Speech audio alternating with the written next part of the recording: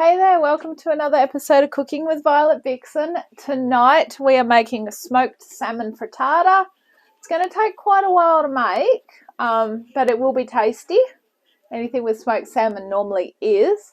It's going to take a lot longer because of the potatoes, but it's worth the wait. Alright, so here's what we need. Come on in and I'll show you what we've got.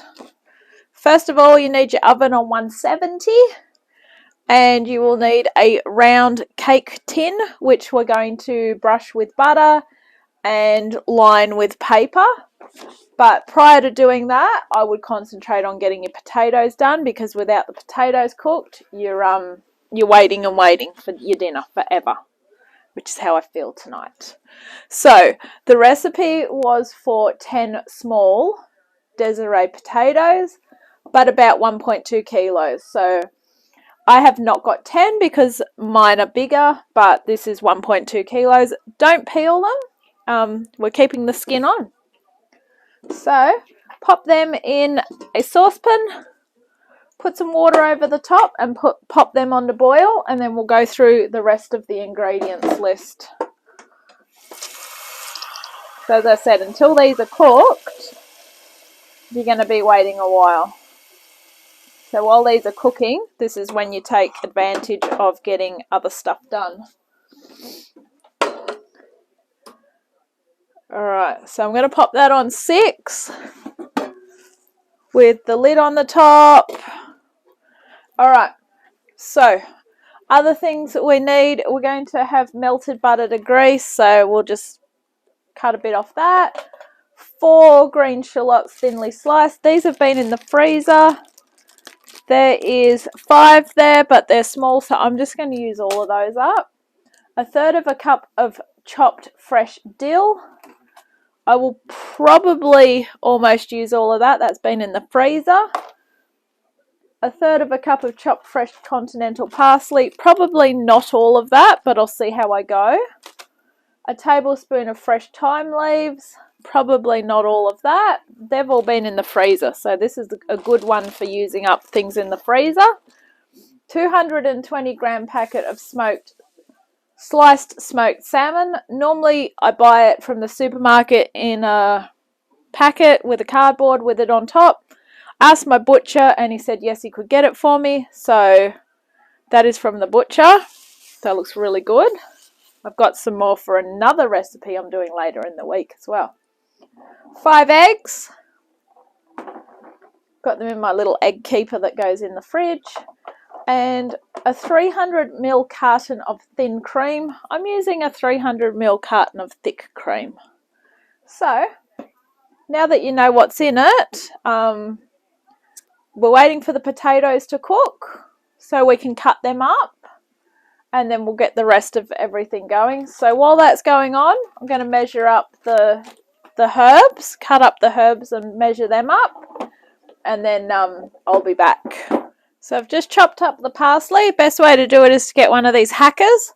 There is another one that I want to get where you sort of go like this. I forget what that's called. But anyway, that's chopped up enough. And that's 1/3 cup. So that's the first thing done. With the dill, I like to cut that up with scissors. And that froze very well, just so you know. Second shelf from the bottom in the freezer. So there's no need to waste those herbs when you buy a whole bunch to use 2 or 3 sprigs and you think, what am I going to do with the rest of it? Freeze it. Easy. Alright, so I'm going to get the kitchen scissors and our 1/3 cup to do the dill.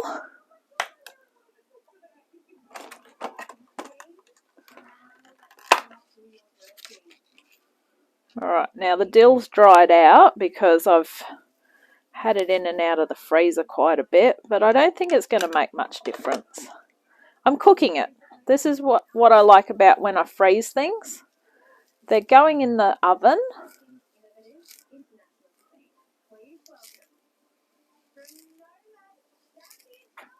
We're going to be using all of this, so this is great. This is good for me to get rid of something from the freezer that's been in there for a while. And don't fear if you haven't got enough, because it'll be close enough. A third of a cup of dill is a lot as well. Dill can be quite overpowering. It goes very good with seafood though, so I must tell you that for sure. If you're worried about it. If you don't like dill, don't use much. And if you don't have this, you would just use 1 teaspoon of dried dill. Maybe a little bit more, depending on your tastes of it. Because as I said, it's quite a overpowering herb. Alright, so that's not quite a third of a cup, but I'm not stressing about it because it's dill. It's fine. Alright, if you want to make it up with extra parsley, you can, but quite simply, I would just leave it as it is. And don't forget, we've got an extra shallot anyway, so I think that will even it out that way. We need a tablespoon of fresh thyme leaves. Probably going to use all of these, which I'm just going to pick all those onto a tablespoon, so I'll be back when I've finished doing that. So I didn't get a tablespoon of thyme leaves, but I'm happy enough with that. Just going to melt the butter in the microwave. Just cut off a little bit. You don't need a lot because we're only greasing a cake tin with it. We don't need a proper measurement. 30 seconds should be more than enough. And we need a chopping board and a knife because we're going to cut up the shallots.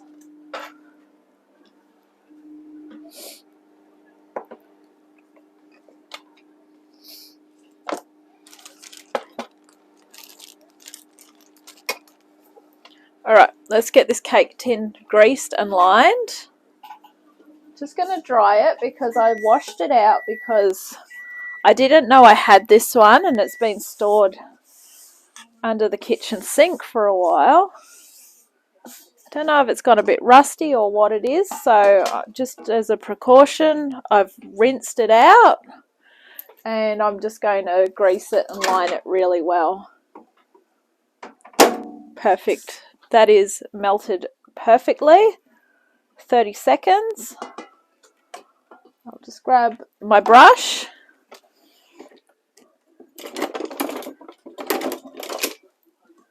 I like this long silicone brush that I've got here. I'm going to grease the sides as well. So knowing that my pan looks like this, this is why, yes, it's good to buy cheap pans, but no, it's not. I've got another one that it looks like has been in the family for a long time. I can probably remember using it when I first started cooking, and the main reason I didn't want to use it in this is because it's one of those with the lift out base, and I don't want anything to fall through the base and then dry it all out, because we are putting in an egg, sort of like a quiche to it, and I didn't want to end up losing half of it because of that. So that is why I've gone with this one. So what I'm going to do is I'm going to actually make it fit really good. So the best way to do it is to just line it in. You can cut it, is probably the best way, just to help ease it in.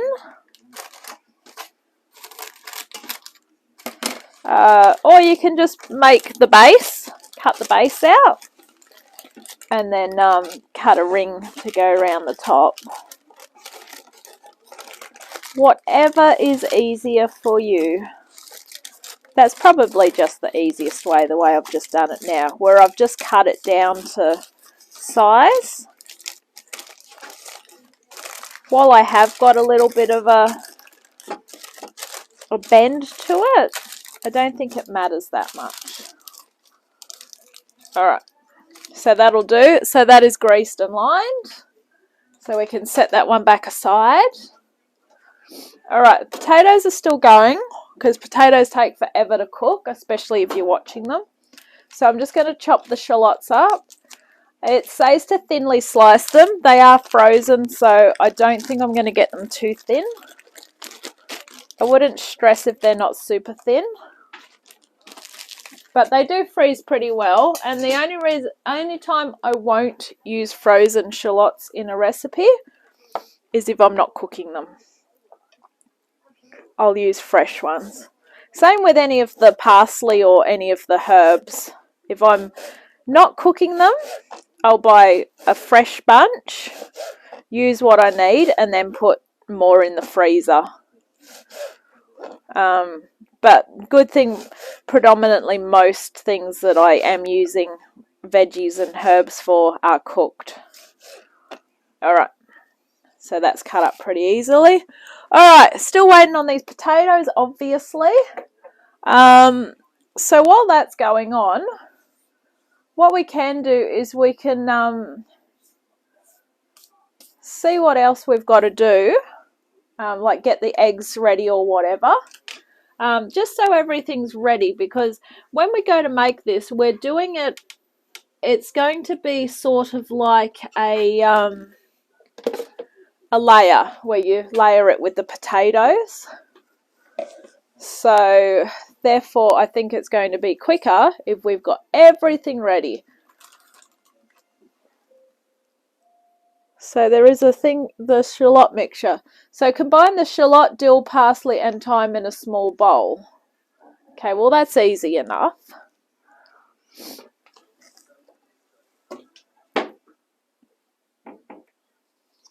Small bowl, shallots,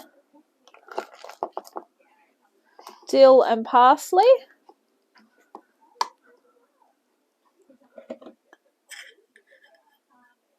and thyme. It's basically everything that we've just got ready.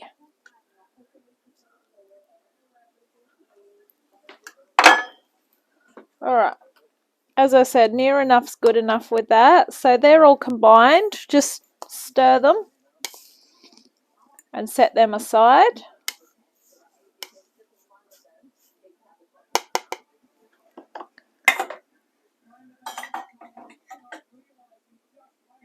Whisk the eggs and cream in a jug. That was what I was looking for. Alright, we want 5 of the eggs.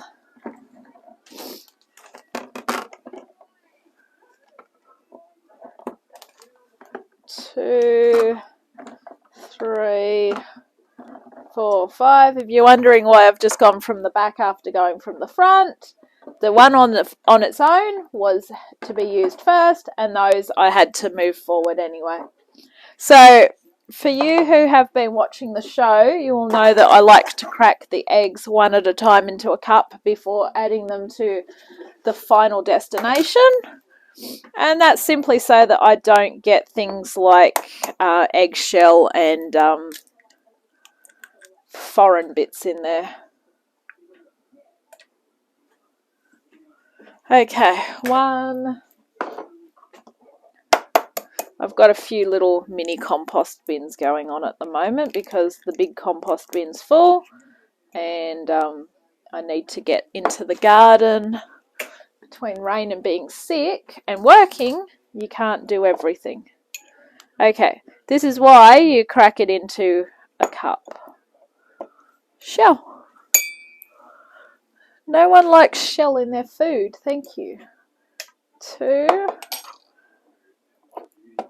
Still got shell in the bottom of the cup. This is going to cook for an hour once we've got this ready, so it's quite a long dish. I don't recommend that you do it on a weeknight like I'm doing, because I'm going to literally be eating dinner at 9 o'clock. I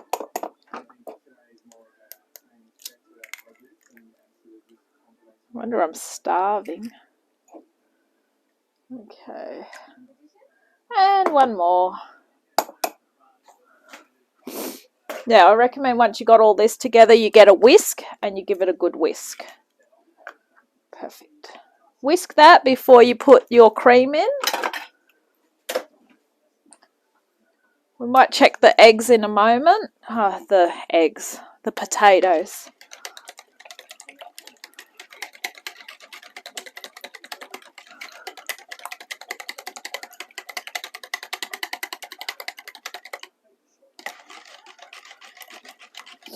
Whisk the eggs and cream in a jug. Okay, so this goes over the whole top last of all.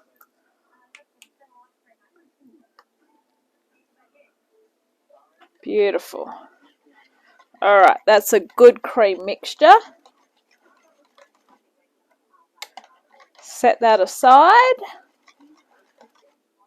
And grab a knife and stab a potato and cross your fingers that it's soft. If it's soft, it means you've got potatoes ready. If it's not, you might have to boil it a bit harder, or no, they're not done. Bugger. Alright, I'm going to crank the heat back up. Alright, so there's technically nothing else I can really do until then. We don't need to slice the salmon up because it's pretty much sliced. We've got everything else ready. So quite simply, just got to wait for the potatoes. But don't watch them, because if you watch them, they'll never be ready. I'm going to serve this with a salad, so I can actually make a salad while I'm waiting and probably even eat that while it's cooking.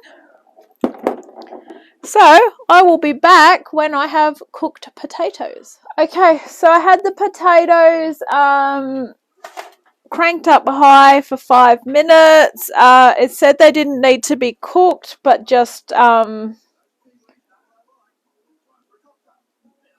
what was the words?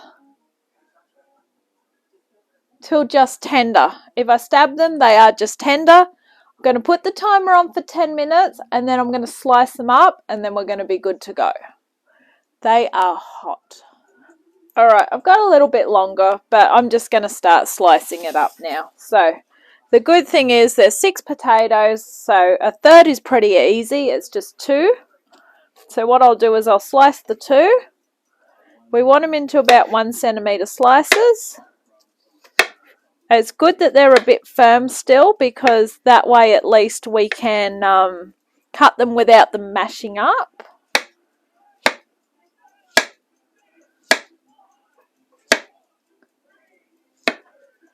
Alright, so grab that pan, and what we need to do is we're going to layer them on the bottom.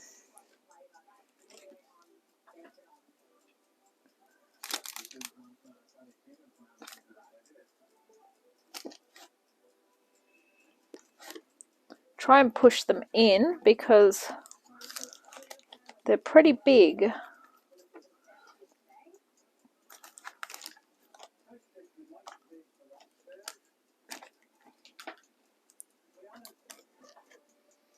Okay, so once we've got the first layer in, what we need to do is top with 1/3 of the shallot mixture. I should know what I'm doing, but I'm doubting as I go. Alright, so sprinkle that over the top.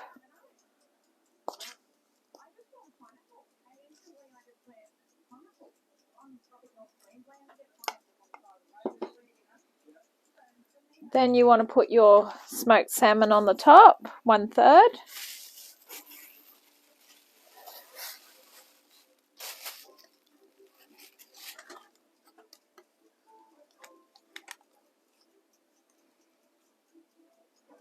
Go again with another layer of potato.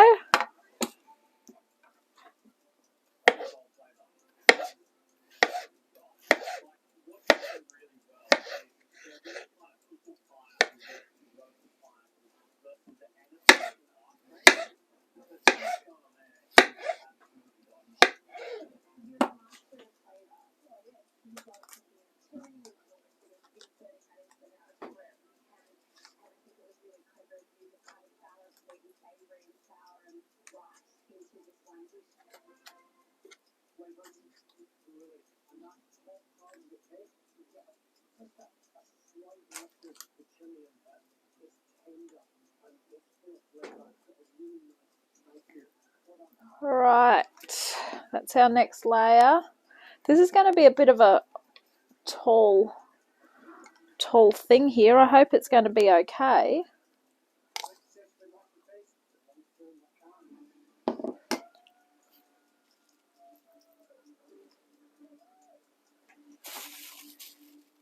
Another layer of salmon over the top.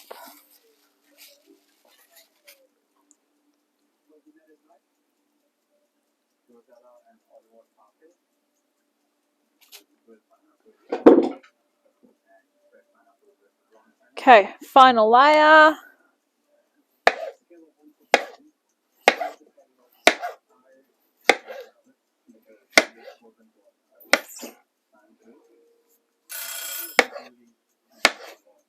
It's all right, Buzzer, we're into it.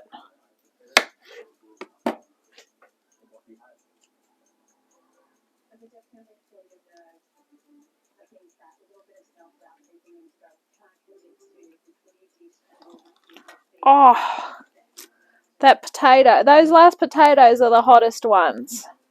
Don't ask me how the last are the hottest, but they are. This is such an insanely high little potatoey cake going on here. It's quite incredible. All right, we're still going. Well, not really. That was the last layer of potato. I lied. All right. We've got that over the top. All we need to do now is put our salmon over the top, tuck it in, put it to bed. Oh, delish.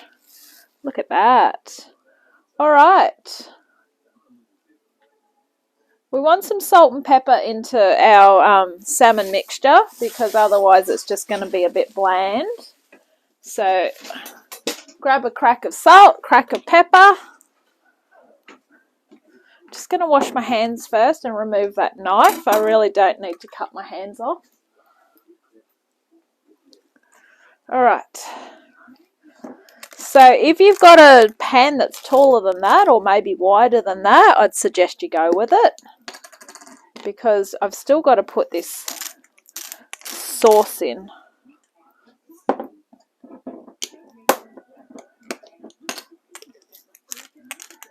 But we'll make it through. This is why I did not want the one that has the removable base. And it's also good that I've gone for the thick cream, not the thin cream as well. Okay.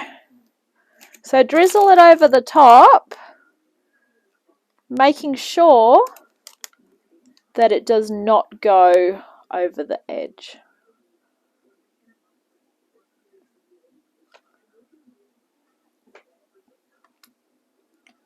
Try and put it down the crevices. Hold your paper up if you can, because by holding your paper up, you're actually going to get it down there. We just want to make sure that everything's got a bit of this cream over the top.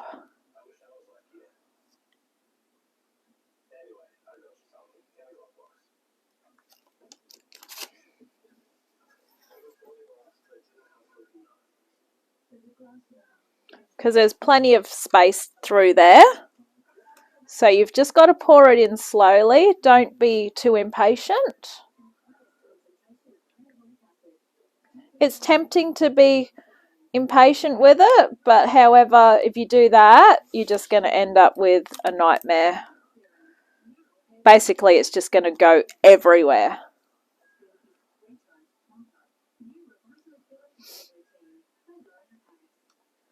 Now you've got to bake this for 1 hour and 20, which to me just seems absolutely insane. I'm going to do 1 hour. See how we go. Oops. See how I've gone to the side there?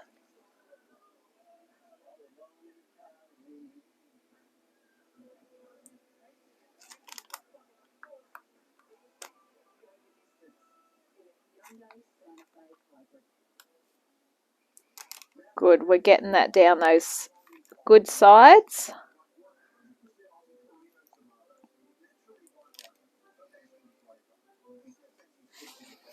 Frittata is very similar to a quiche, so just so you know. It's made with eggs. The difference between a frittata and a quiche, for those that don't know, there's no pastry. Frittata does not have pastry.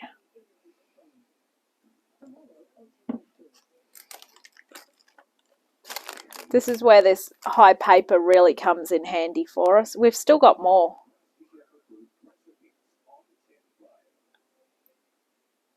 But we'll be fine though.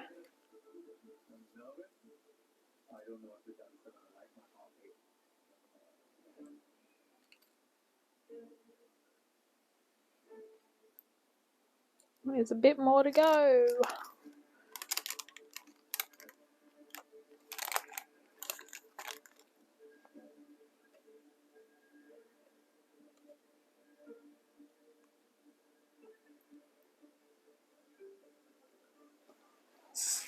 Just let it settle for a bit if you've got a bit left over.